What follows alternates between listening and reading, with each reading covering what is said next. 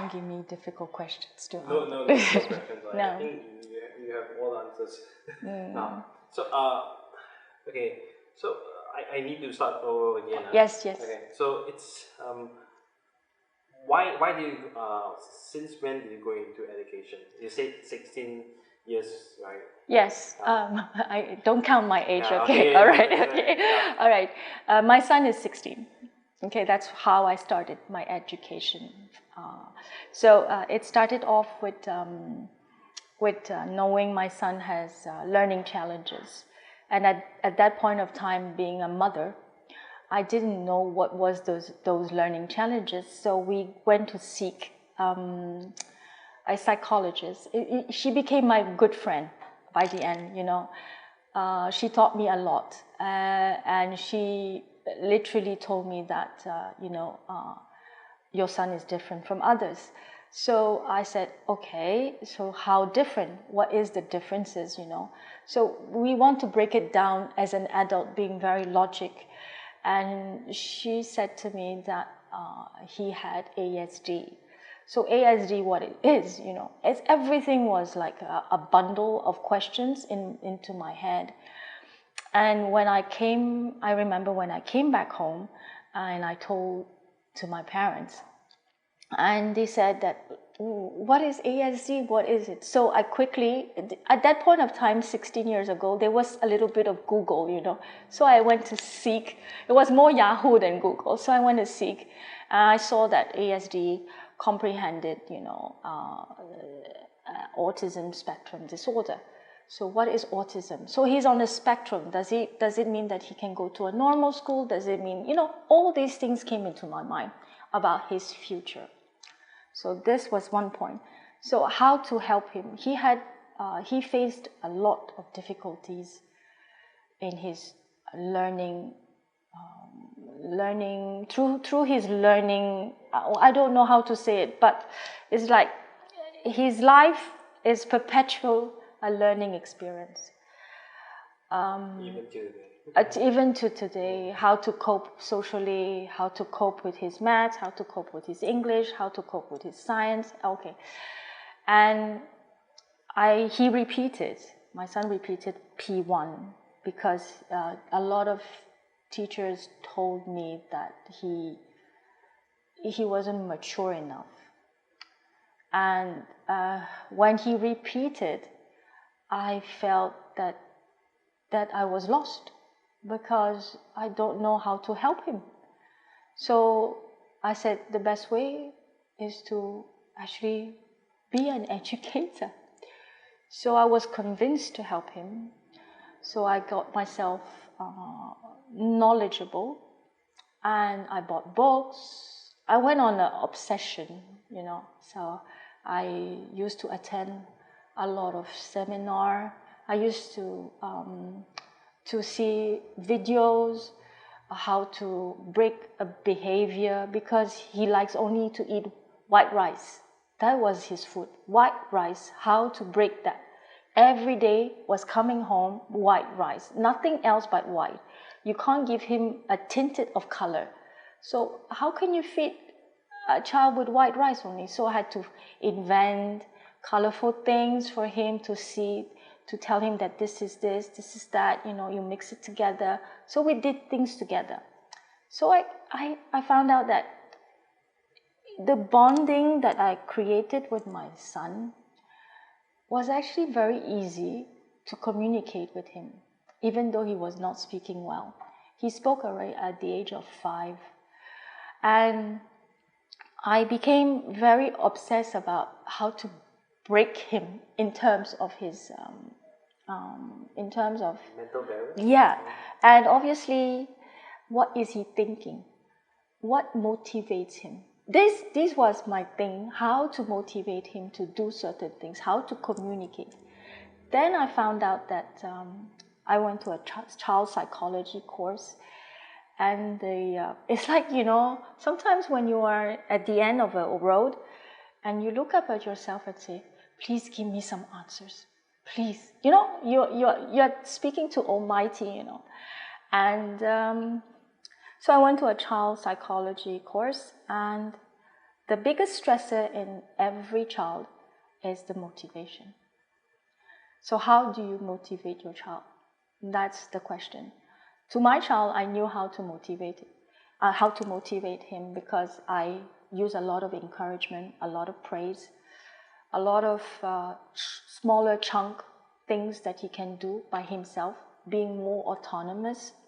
So it's like the old-fashioned way how you teach your child is like, you see, you can do it, you just set up, you see what I do, then you do like me, So then it became like, I want my child to achieve. And it pushed me more and more and more to learn about what is this autism, ASD, learning challenges.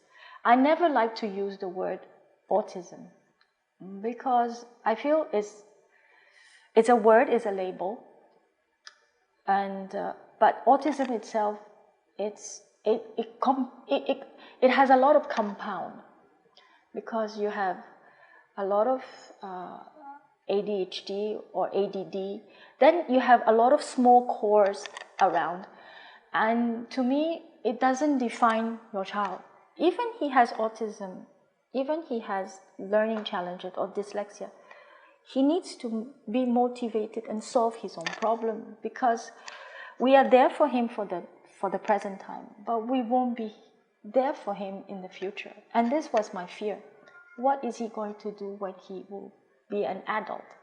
So at very young age, I will give him little tokens to go and buy eggs at the nearest supermarket without supervising him. And one day he came back cycling and he said, "Mommy, mommy, mommy," in his own words.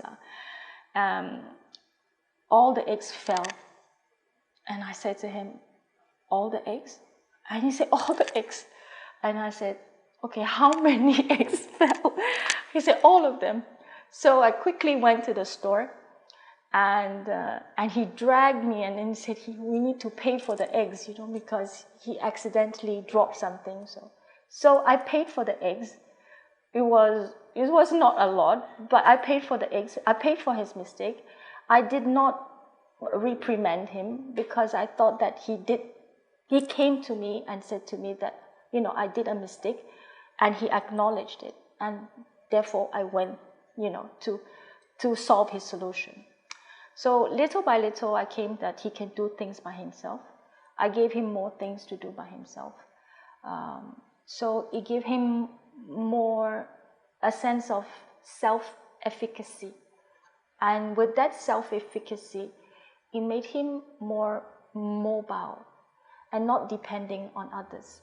So this is how I overcome. And at the same time, in parallel, I try to study as well. So this is how I helped my son. And, I think that I'm not someone who's really focused on learning. I'm really focused on the motivation at the back end of a child, how to make them utilize their strength rather than pinpointing their weakness. Yes. Yeah, and I guess that a lot of educators should enhance the strength rather pinpointing the weakness, because weakness, everybody can see it, but the strength, that's the hardest part to discover. Yeah. So okay, now that's about your son. So, but what made you come, like becoming an educator for the sake of your son, right? That's one thing. But like creating opening a center for for the so-called children who have learning difficulties. That's another. It's a step beyond that. Okay, but I have a lot of. There is a mixed message.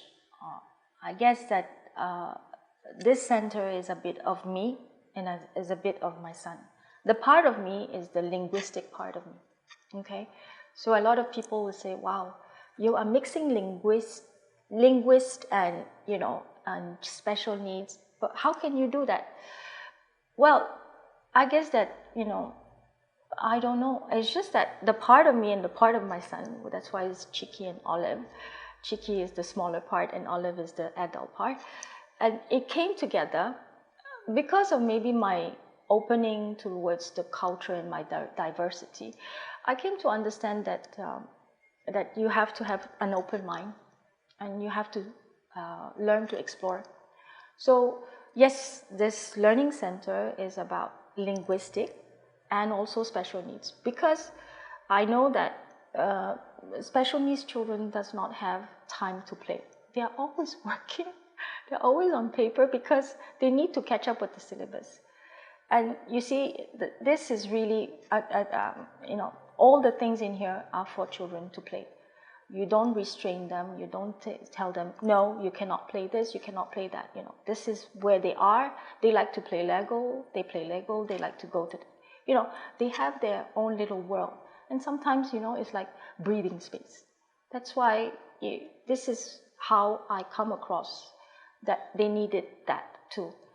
And on the other side, play to learn is that sometimes learning can be fun.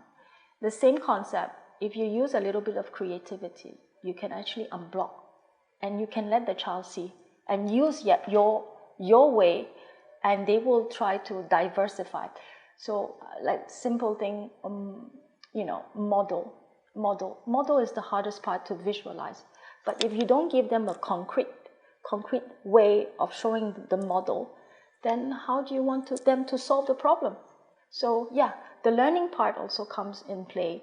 So play can be, instead of using blocks, you can use Lego, and addition. You can use ways of forming with cards. 7 and 5 is what 2 stack of cards. You try to play with them. So these are learning things that you can do with your child. It takes about 5 minutes every day. It's not about pens and papers, Because like for kids, sometimes things that are abstract is a bit hard to comprehend. You have to see something that's like physical. Yes. Okay. Roughly how big is your class size? Very small. I believe in small. To be for an educator to have a one-on-one, it does not give you that interaction. Class size will be about 6. 6, I think, is the ideal.